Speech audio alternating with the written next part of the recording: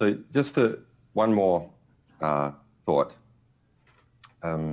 It's I think, dangerous in this business to run into the trap of securitizing what we perceive to be a dangerous phenomenon, because if you look at essentially what the raw racket is, yes, it's essentially a way to launder tax dollars using some excuse. But what is the excuse?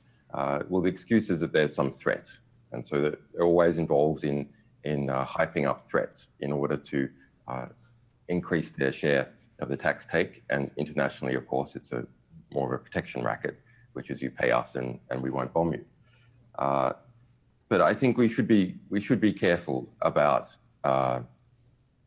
overstating the competence of these organizations. Once you understand that they're basically just in it for the money, the tremendous incompetence starts to be something that that you would expect to manifest. For example, I'm fond of saying that at one level, the CIA is perhaps the most incompetent organization that has ever existed.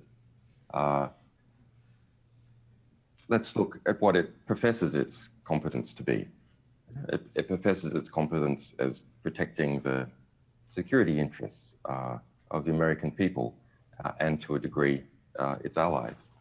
But this is the organization whose actions gave us a theocracy in Iran, who gave us Pinochet in Chile, who gave us the Iraq War and all the terrorism and squalor and death that emerged from that, who gave us Libya and turbocharged ISIS and jihadist groups across the Middle East.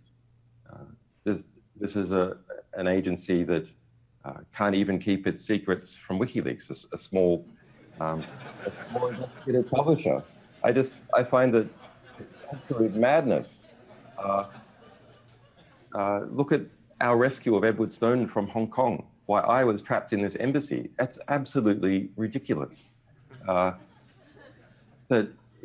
I have a cool staff. They're bright people, but we're a small investigative publisher.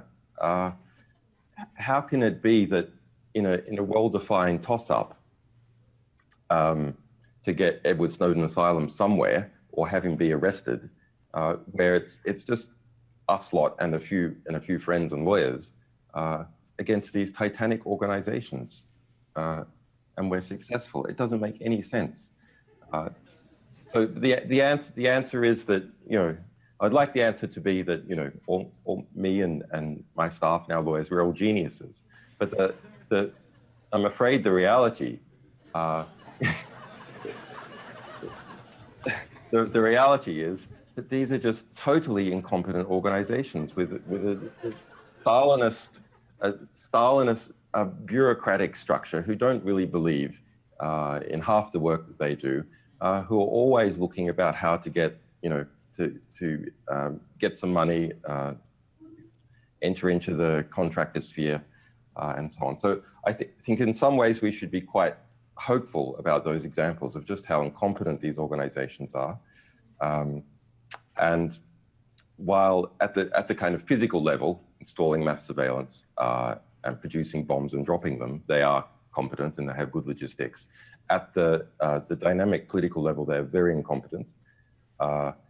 And I think we have to show people that incompetence, so people are not scared to resist their activities, which are very destructive, and to laugh at these naked spy kings, which in Virginia are all around.